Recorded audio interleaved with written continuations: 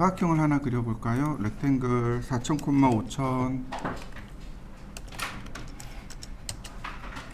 푸시앤풀 2400. 자, 렉탱글 모양을 적당히.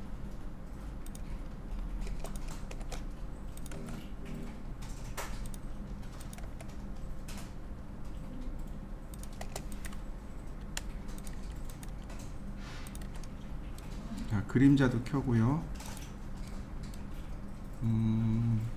시간대도 맞춥니다.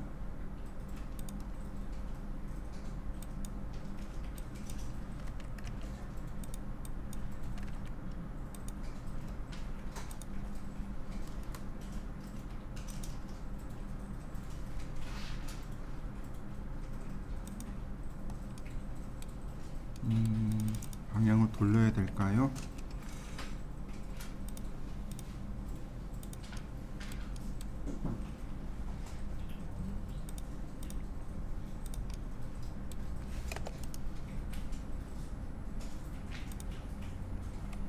제가 방향을 이렇게 돌려봤습니다.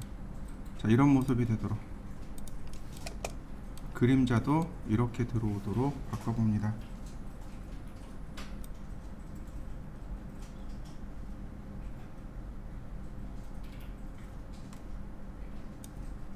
자, 이렇게 바꿔보시죠.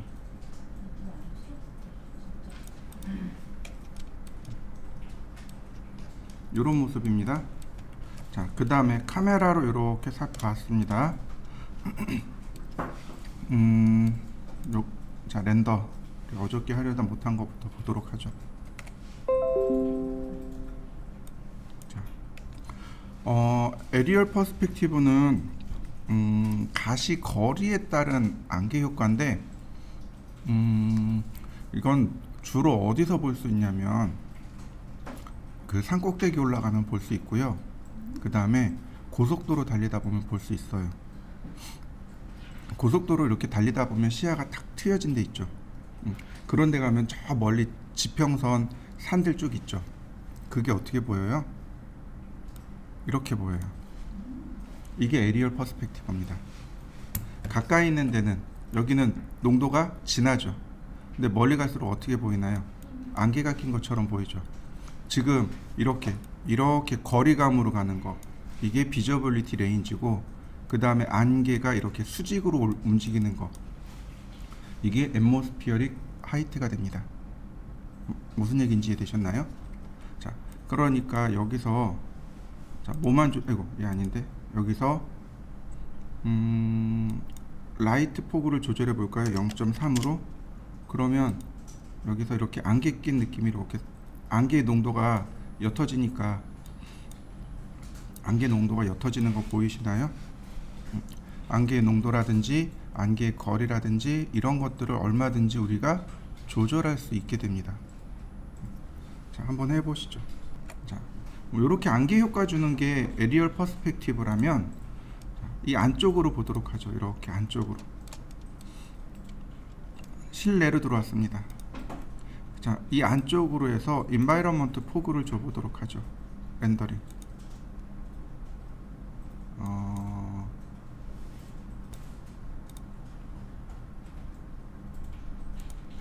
그러면 이 바깥쪽에서 안쪽으로 이렇게 조명이 들어오겠죠. 그죠?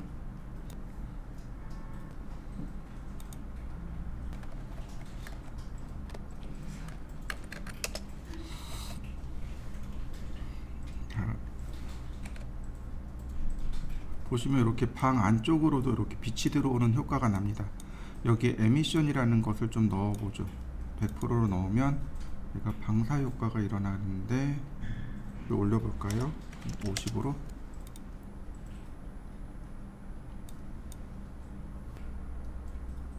이 반대쪽에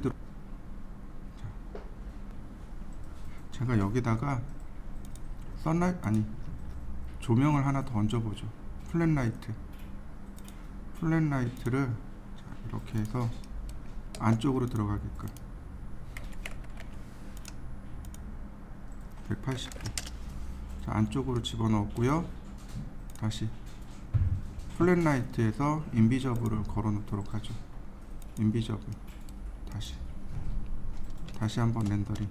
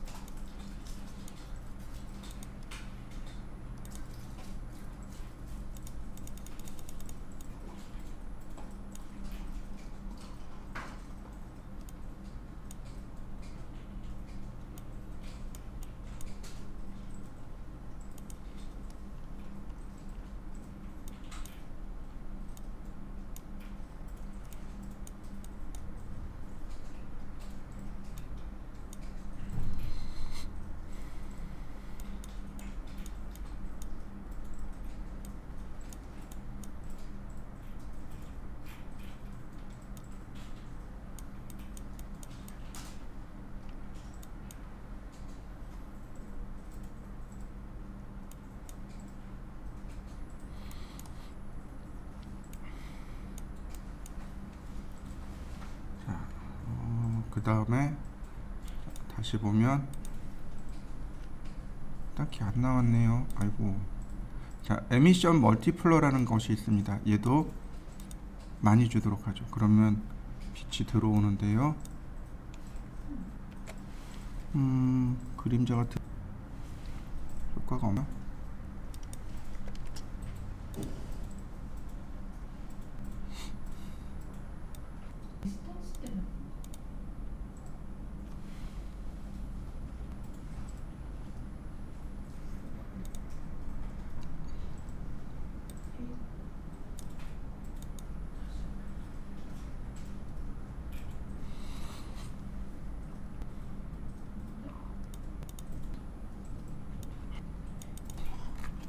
지난번에 효과가 잘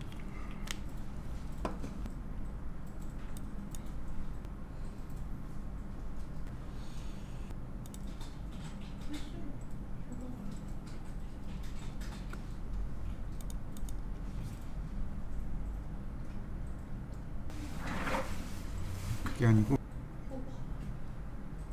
다시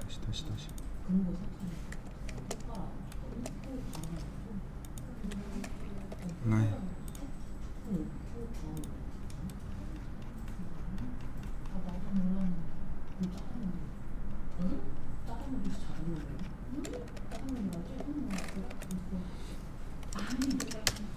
효과를 너무 그걸 주셔가지고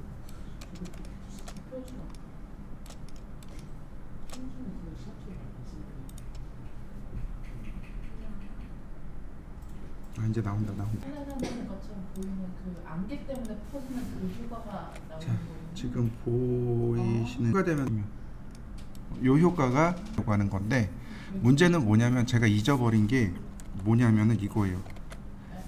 이게 이 효과가 지금 되게 흐릿하게 나잖아요. 네네. 이게 왜 그러냐면 이것 때문에 그래요.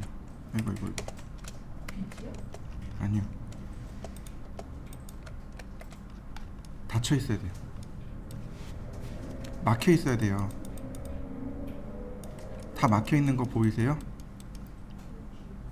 건물이 막혀 있고 이렇게 안쪽으로 들어가야 돼요.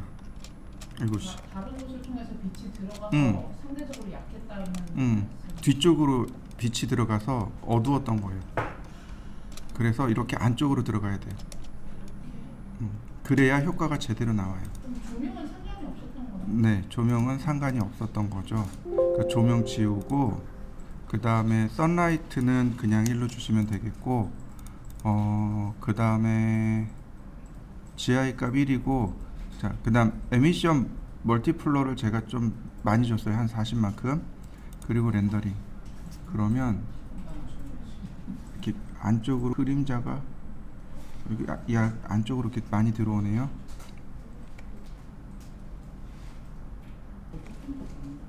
자, 그 다음에 보시면 컨투어라는 게 있습니다. 이 컨투어가 재질에서 한번 나왔었어요. 어떤 재질이었냐면 툰이요. 툰 렌더의 컨투어가 나왔습니다. 그래서 이 컨투어를 주고 렌더링을 하게 되면 이렇게 다시 모서리, 그게 컨투어 기능입니다. 다시 라고 체크해서 렌더링 해보시죠.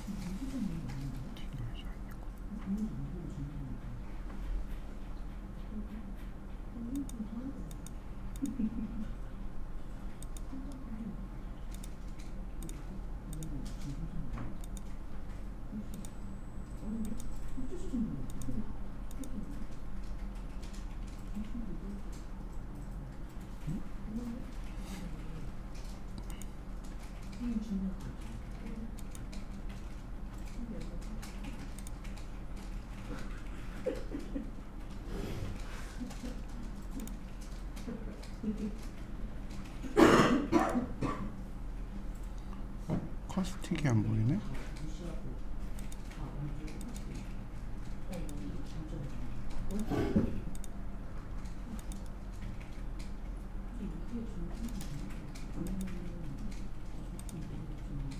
커스틱.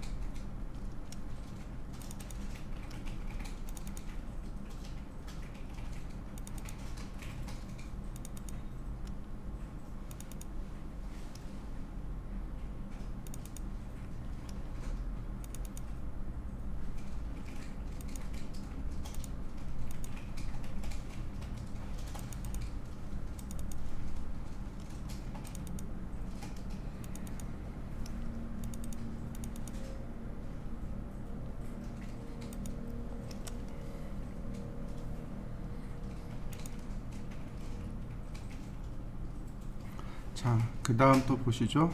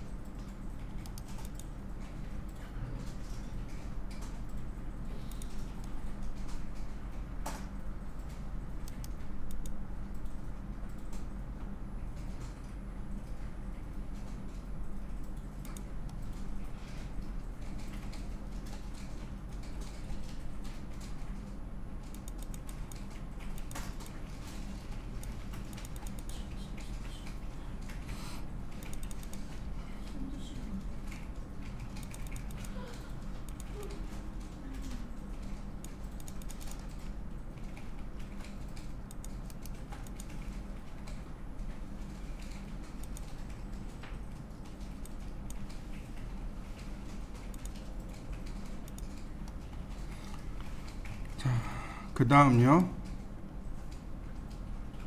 스포트라이트를 줄 건데 Shift 키를 눌러서 여기 꼭지점 클릭, 그 다음 방향은 여기 꼭지점 클릭, 범위도 적당히 이렇게 지정해 줍니다. 자, 렌더링을 하게 되면 오.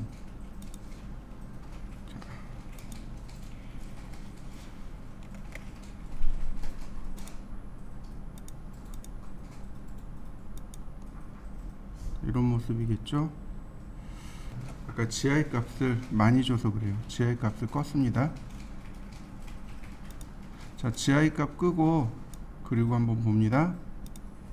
안개 효과는 다 껐고요. 자, 이렇게 모양이 나올 거예요. 자, 그 다음에 바닥에다가 서클을 그릴 겁니다. 요 꼭지점에 맞춰서 반지름 10mm, 그 다음 옵셋 안쪽으로 한 1mm나 2mm, 자, 푸시 앤 풀 10mm, 이렇게 이런 모습입니다. 다시 한번 볼까요? 서클 얼마짜리요? 10mm 짜리요. 어디에 붙었냐고요? 여기 라인 끝에요. 라인 끝에. 아, 저쪽에. 라인 끝에. 이렇게 라인 끝에. 그 다음 옵셋 1이나 2mm 정도. 자, 2mm 가운데 지우고 푸시 앤 풀 한 7mm 정도. 자, 요 정도. 자, 이 상태에서 렌더. 그러면 이렇게 그림, 이렇게 빛이 만들어지겠죠. 자, 한번 그려 보시죠. 렌더링까지 해보시죠. 전체 확대해서 렌더링하면 이런 모습이에요. 조명 때문에 이렇게 나오는 거예요. 조명입니다. 조명. 이 조명 때문에 그런 거니까 조명을 잘 맞춰보세요.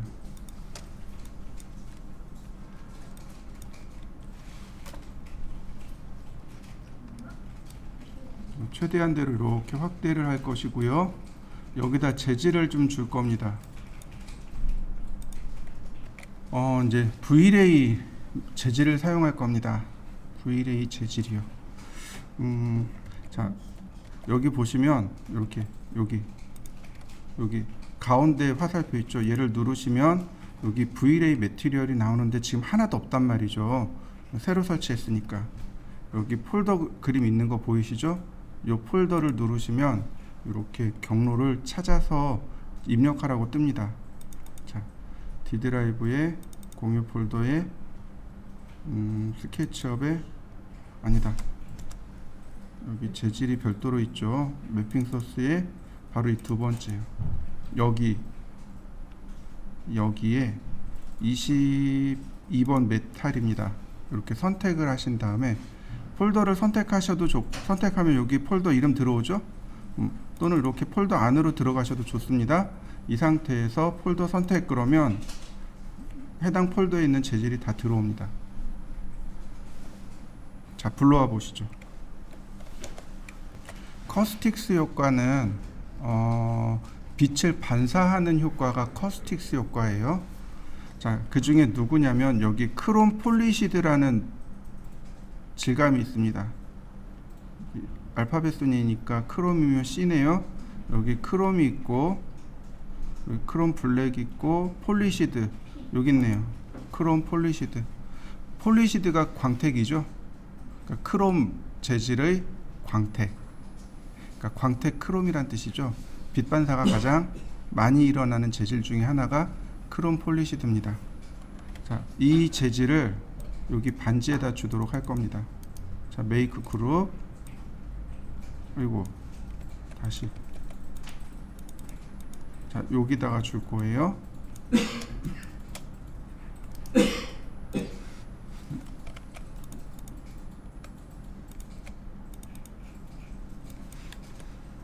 자, 여기다가 줄 겁니다. 어플리트 셀렉션. 그러면 질감이 이렇게 들어오는 거 확인할 수 있고, 자, 다시 한번 렌더링. 그러면 렌더링 된 거 보이시나요? 자, 다시 확대해서 다시 렌더링. 자, 주변이 이렇게 반사되는 거 보이시죠? 자, 이때 이렇게 여기까지 해보시죠.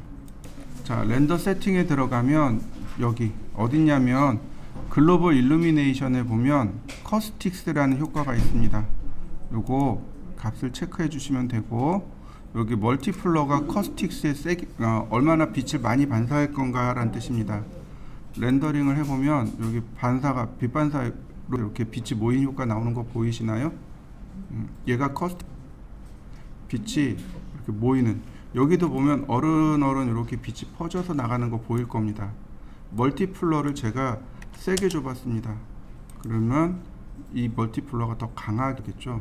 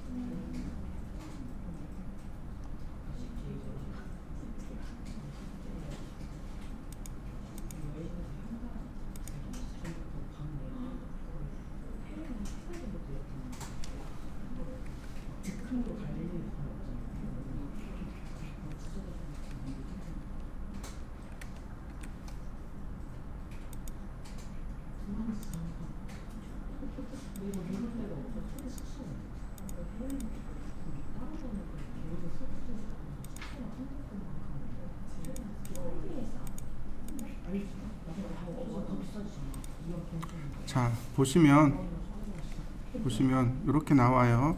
여기 보시면 멀티플러는 포톤의 세기라고 했습니다. 이 값이 커지면 어떻게 돼요? 포톤이 더 커지겠죠. 그죠? 다시 1로 줬습니다. 근데 문제는 요거예요. 맥시멈 포톤이요. 지금 1일 때 포톤이 요 정도 반사를 했는데 보시면 이렇게 얼룩덜룩한 점도 조금 있고 노이즈도 있고 요 모양이 약간 거친 감도 있어요. 포톤이 입자의 개수라고 했습니다. 빛의 입자의 개수예요. 그러니까 얘가 60개에서 600개로 늘어나면 어떻게 돼요? 추적해야 될 빛이 만들어집니다. 그럼요. 내가 반사 효과를 만들 거면 포톤에 온 그런 효과를 주고 이 커스틱은 언제 쓸까요? 언제 쓸 수 있을까요? 우리 쪽으로 바꿔서 보자고요. 지금 이거는 링이잖아요. 링에 썼는데 이건 제품이잖아요. 우리 쪽은요. 어디다 쓸 수 있을까요? 수영장에 물이 일렁일렁일 때 빛 반사가 일어나죠. 그럴 때 커스틱스 효과를 주면 그 일렁이는 게 이렇게 천정에 부딪혀서 그런 느낌이 만들어집니다. 근데 생각처럼 잘 안 돼요. 잘 안 돼요. 지금 보시면 값이 어떤가요? 이 원의 크기가 얼마인가요? 네, 굉장히 조그매요. 조그말 때 잘 나요. 클 땐 잘 안 나요. 그래서 커스틱은 여기까지. 자, 어지간한 건 됐고요. 이제 제일 중요한 게 남았습니다. 도대체 그럼 렌더링을 어떻게 해야 될까? 자, 보시죠. 전에 설명드렸습니다. 엔진은 CPU든 CUDA든 RTX든 편한 거 쓰세요. 저는 CPU 쓸 겁니다. 왜냐하면 여기에 보시면 이 커스틱스 밑에 보면 앰비언트 어클루전이라고 하는 항목이 요건 CPU일 때만 나옵니다. 이 앰비언트 어클루전이 뭐냐면 모서리의 그림자 주기입니다. 모서리 그림자 주기예요. 이 앰비언트 어클루전이 유일하게 CPU일 때만 나와요. 모서리의 그림자를 주면은요 경계가 조금 더 또렷하고 잘 보이게 됩니다. 어클루전이 패색이란 뜻이에요. 패색. 그 그림자란 음영이란 뜻이거든요. 그러니까 그림자 부분의 음영이라고 받아들이시면 돼요. 그래서 아주 조그만 경계 사이에 주는 걸 말하는데 이거 어디서 확인할 수 있냐면 예전에 우리가 모델링한 것 중에 이거 아닌데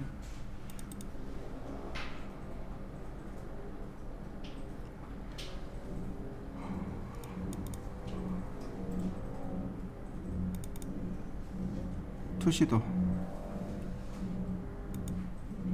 주방 말고 거실 투시도 이거 거실 투시도잖아요.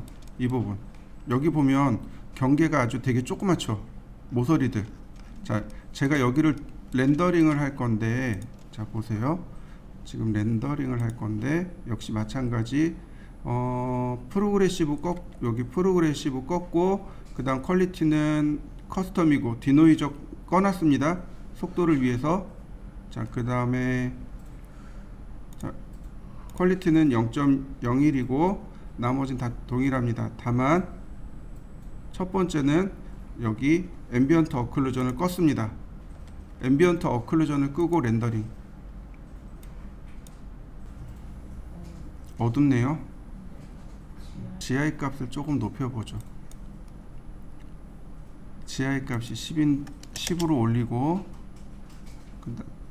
아웃풋을 800으로 고치고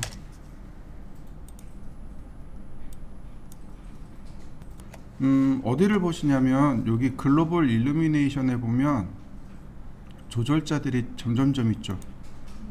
요걸 체크하셔야만 여기 앰비언트 어클루전이 뜹니다.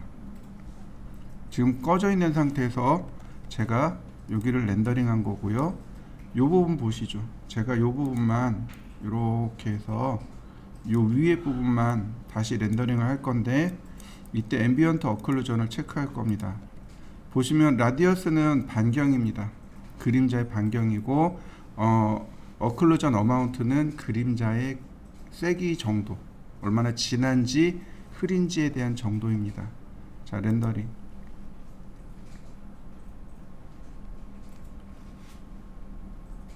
그러면 여기 조금 더 진해진 거 보이시나요? 여기만 비교해봐도 금방 확인할 수 있습니다. 이렇게요. 손잡이 부분이 훨씬 더 진해졌죠. 그죠? 이런 부분들도 참 조금씩 차이가 나기도 하고요. 그래서 이런 그림자 부분이 들어가게 되면, 이런 틈새에 그림자가 들어가면 윤곽이 조금 더 또렷해집니다. 그래서 일부러 앰비언트 어클루전을 체크해 놓고 렌더링 하기도 합니다. 자, 여러분들도 한번 해보시죠.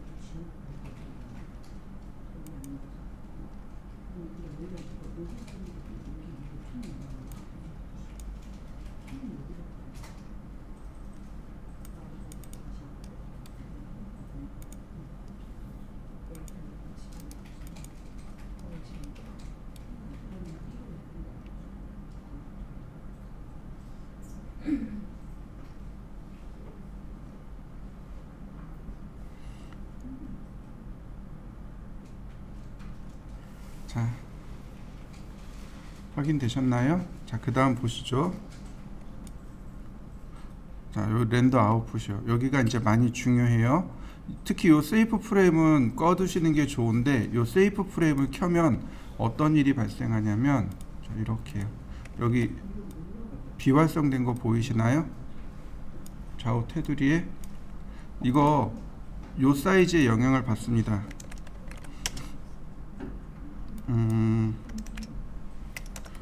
아니다. 800이 600으로 가고 그 다음에 16대구 아닌 1대1 스퀘어로 놓고 보면 어떤가요? 여기 비활성된 부분 보이시나요? 네, 무슨 얘기냐면 지금 이 사이즈에서 여기는 렌더링 되지 않는다는 뜻입니다. 요 하얀색 여기 요 부분만 렌더링 된다는 뜻이에요. 그럼 다 잘린 거예요? 네. 그러니까 화면상에서 잘려서 안 보이는 부분을 체크할 수 있게 됩니다. 근데 문제는 이거예요. 이 값이 세이프 프레임이 활성화되면 내가 볼 수 있어요. 아, 여기는 렌더링 되고 여기는 렌더링 되지 않겠구나라고 볼 수 있는데 단점이 여기 이제 익스포트 하게 되면 2D 그래픽으로 익스포트 하게 되면 자, 이런 문제가 발생합니다.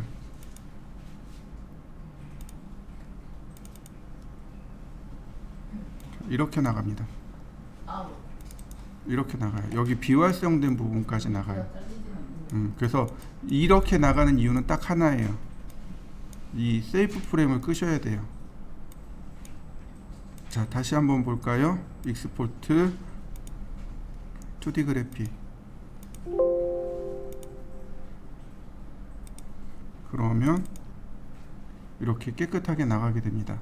자, 여러분들도 한 번씩 해보시죠. 그 다음에 그 밑에 보면 이미지 위드 하이트가 있고 아스펙트 레이소가 있습니다. 아스펙트 레이소는 가로 세로 비율을 말하는 거고 이미지 하이트는 높이입니다. 그림의 크기예요. 렌더링된 결과물의 크기인데 보통 16:9 많이 사용하죠.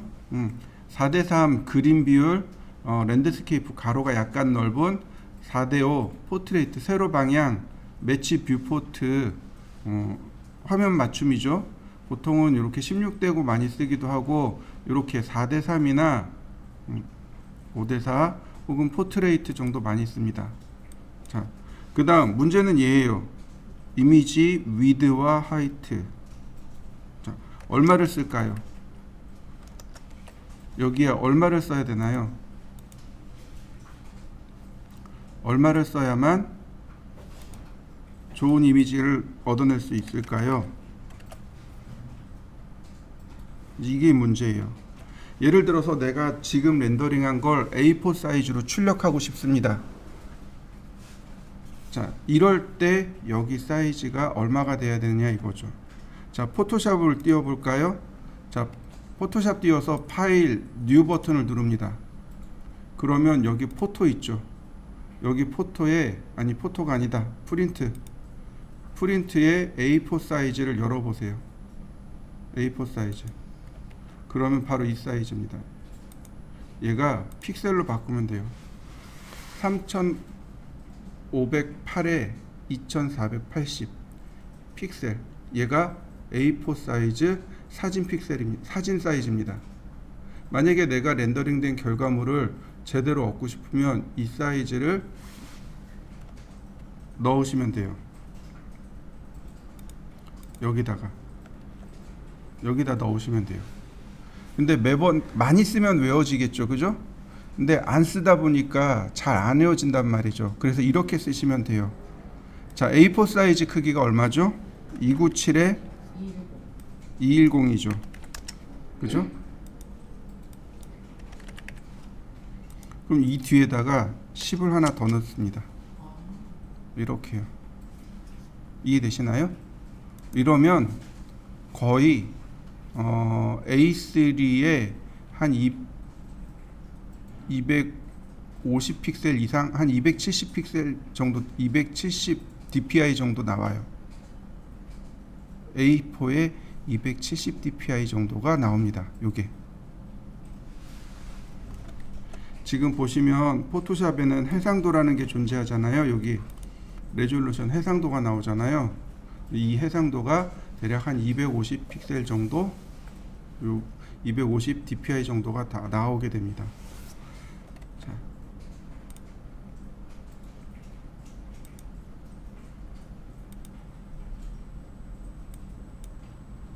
이 상태인데 이미지 사이즈를 바꿔보면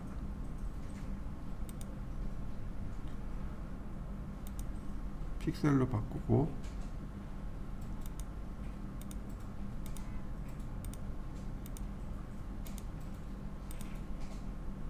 바뀌네.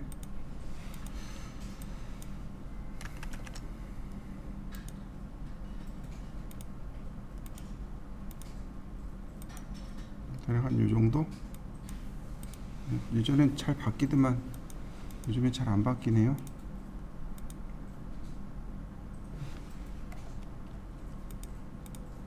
한 300 dpi이고, 자 여기를 이 정도 요렇게 되는 거죠. 그러면 충분히 쓸만하게 됩니다. 자, 여러분들도 한번 세팅을 해 보시죠. 이거 꼭 기억해 두셔야 돼요. 요 사이즈 맞추는 거 요거 꼭 기억해 두시면 되겠고, 그 다음에 요거 세이브 이미지요. 얘를 이렇게 체크해 놓으시면 렌더링 다 하고 자동 저장됩니다. 자, 항상 렌더링은 어떻게 되나요? 시간이 오래 걸리죠? 그러면 내가 렌더링 다 되고 저장할 거야 라고 하는 순간 컴퓨터는 다운돼요. 그러니까 어떻게 해요? 저장까지 미리 걸어 놓는 겁니다. 세이브 이미지 체크하시고 여기다가 버튼 눌러서 어디다 저장할 것인지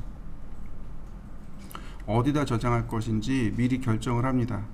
여기다 저장하고, 자, 거실 투시도 하고, 그 다음에 파일 확장자 지정해주고 저장. 그러면 렌더링이 끝나면 자동으로 여기다 저장을 하게 됩니다. 무슨 얘기인지 이해되시죠? 자, 이렇게 여기가 그래서 제일 중요한 부분 중에 하나입니다. 그 다음 애니메이션이 있네요. 자, 요 애니메이션은 우리가 애니메이션 줄 수 있어요. 요 카메라에 우리 요거 했었을 겁니다. 기억나시죠? 어디 갔나요? 여기 있네요. 애니메이션 이 부분 플레이하면 애니메이션 됐었죠? 근데 이 문제는 뭐냐면 얘는 시퀀스 파일로 저장합니다. 그러니까 1프레임, 2프레임, 3프레임 이렇게 하나씩 다 저장을 해요. 영상 파일로 저장하는 게 아니고 이미지로 저장합니다. 그래서 얘는 잘 안 써요. 우리가 써야 될 부분 아니니까 넘어가겠고, 매트리얼 오버리드도 넘어가고, 그 다음 노이즈 리밋은 설명드렸죠. 우리가 렌더링하고 나면 렌더링 그 결과물에 노이즈가 발생한다고, 빛이 부족해서 노이즈가 나온다라고 했습니다. 그 노이즈의 크기입니다. 이 값을 작게 해야만 노이즈가 사라지게 된다라고 설명을 드렸습니다. 그 다음 여기 품질이 나옵니다. 미니멈 서브 디바이스, 맥시멈 서브 디바이스. 쉽게 얘기해서 이렇게 보시면 돼요. 이렇게 단위 공간 내에 최대 20개의 픽셀을 찍어주는 겁니다. 미니멈은 1개의 픽셀로 계산하는 거죠. 그래서 품질로 비교를 하시면 돼요. 보시면 얘를 움직이면 바뀌는 거 보이시나요? 어차피 최소 품질, 미니멈 서브 디바이스는 최소 품질이니까 1로 놓고 쓰셔도 돼요. 근데 맥시멈 서브 디바이스는 어떤가요? 값이 바뀌는 거 보이시죠? 최대 품질입니다. 최대 품질을 뭐 100까지 올릴 수도 있고, 그 이하로 낮출 수도 있고. 품질이 낮다는 얘기는 뭐예요? 최대 품질이 낮다는 얘기는 이미지 퀄리티가 떨어진다는 얘기겠죠. 그 다음에 쭉 넘어가서 안티 알리아싱 필터. 안티 알리아싱에 대해서 우리가 한번 공부한 적이 있어요. 포토샵에서. 그 안티 알리아싱을 계산하는 방법들인데 다 조금씩 달라요. 약간씩 다릅니다. 그 중에 이제 캔물롬이 경계가 가장 선명해서 얘를 쓰라고 설명드리고 있습니다. 자, 그 다음에 제일 중요한 게 여기에요. 글로벌 일루미네이션에 보면 이리디언스 맵하고 브라우트 포스하고 라이트 캐시하고, 즉 조도를 계산하는 방식이 세 가지입니다. 이리디언스 맵하고 브라우트 포스하고 라이트 캐시하고, 이 세 가지 방식인데, 라이트 캐시가 가장 현실 세계랑 똑같은 게 라이트 캐시입니다. 그리고 프라이머리 레이가 있고 세컨더리 레이가 있습니다. 프라이머리 레이는 광원에서 직접 나온 빛을 계산하는 거고, 세컨더리 레이는 사물에 부딪혀서 튕겨나간 빛을 계산하는 방식이라고 했습니다.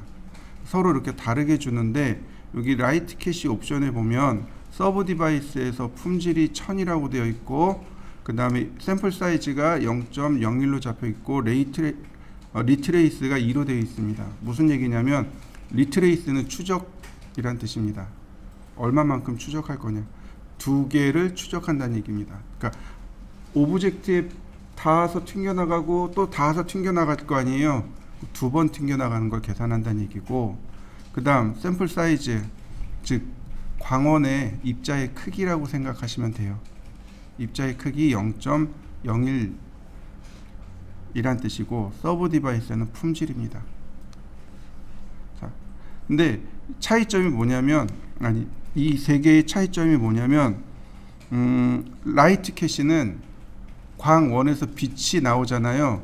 그 포톤이 나오게 되면 포톤의 에너지를 가지고 있습니다. 그래서 빛이 사물에 닿을 때 에너지가 이렇게 폭발을 해요. 광원이 있으면 빛이 이렇게 쭉 나와서 여기 벽에 이렇게 빛이 닿을 거 아니에요. 그러면 그 순간 에너지가 이렇게 만들어질 거죠. 이 만들어진 에너지가 빛으로 보이게 되는 겁니다. 근데 실제로도 우리 그렇게 보거든요. 근데 얘를 프라이머리에다 못 써요. 프라이머리에 쓰면 이렇게 얼룩덜룩하게 남아요. 왜 그러냐면 입자의 개수가 적어서 그렇습니다. 입자의 개수를 많이 만들어줘야 되는데 그럼 렌더링 타임이 너무 느려요. 그래서 어디다 쓰는 거냐면 프라이머리 레이에만 쓰는 겁니다. 실질적으로 우리가 보는 실생활에서 라이트 캐시가 실제 모형과 가장 정확한 게 라이트 캐시입니다. 이리디언스 맵하고 브라이트 포스의 차이점은 이거예요. 이리디언스 맵은 제일 먼저 렌더링을 합니다. 렌더링을 하고 그 다음에 광원을 거꾸로 찾아가요. 거꾸로 찾아가서 현재 위치에 조도를 재계산해 주는 겁니다. 일단 렌더링을 쭉 해요. 1차로 렌더링을 쭉 해요. 그 다음에 광원을 찾습니다. 아, 빛이 어디 있지? 아, 저기 있구나. 빛을 찾아서 거꾸로 다시 재계산합니다. 조도를 재계산해 주는 거예요. 그래서 렌더링 2번 해요. 그래서 이리디언스 맵을 조도 보정법, 조도 보관법 이렇게 이야기합니다. 조도를 다시 재조정한다고 해서 이리디언스 맵이라고 하고, 브라우트 포스는 렌더링하기 전에 조명의 위치를 먼저 찾습니다. 조명의 위치를 먼저 찾고 조도를 계산한 다음에 렌더링을 해요. 차이점 이해되시나요? 이리디언스 맵은 먼저 렌더링하고 조도를 광원을 찾아서 조도를 재계산하는 거고, 그 다음 브라우트 포스는 렌더링하기 전에 광원을 찾고 조도를 계산하고 그 다음에 렌더링해요. 특이하게 이리디언스 맵이 조금 더 빨라요. 무슨 얘기인지 이해되시나요? 먼저 렌더링을 해버리잖아요. 그 다음에 조도를 보정만 해주면 돼요. 조도를 계산하는 게 아니고 조도를 그러니까 조도를 보정해주기 때문에 이리디언스 맵이 조금 빨라요. 근데 브라우트 포스는 조금 더 정확합니다. 조도가. 근데 약간의 미묘한 차이가 나요. 그래서 우리는 보통 이리디언스 맵을 훨씬 더 많이 씁니다. 이리디언스 맵에 보면 여기 맥시멈 품질, 미니멈 품질 이렇게 나올 겁니다. 맥시멈 품질 최대치가 0이에요. 이게 최대 품질이 0입니다. 이 이상 없어요. 렌더링과 똑같은 해상도가 0이에요. 품질이 0입니다. 그럼 마이너스 1이라는 얘기는 뭐예요? 렌더링 했을 때 품질의 절반 정도의 품질이라는 뜻입니다. 마이너스 2는 그거의 다시 절반이라는 뜻이고, 마이너스 3은 그거의 더 절반이라는 얘기입니다. 품질을 떨어뜨리는 거죠.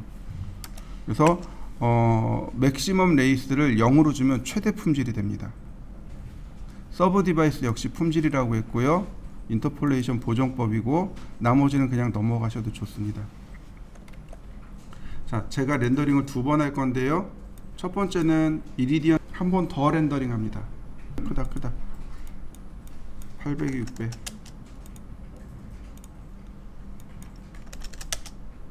자, 렌더링.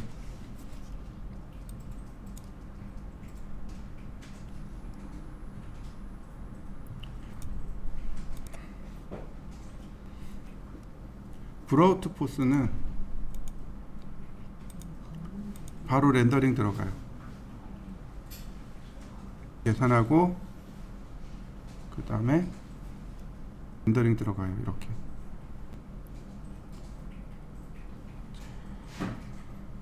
그 다음 라이트 캐시는 조금 얼룩덜룩. 여기까지가 V-Ray 스케치업은 끝낼 겁니다. 스케치업 할 겁니다. 그럼 오후에는 오후에요? 네. 캐드 해야죠. 통짜로요? 시간 통짜로요? 통짜로 할까요? 네. 맥스를 조금 1시간 하고 캐드를 조금 할까요? 아, 그럼 포토샵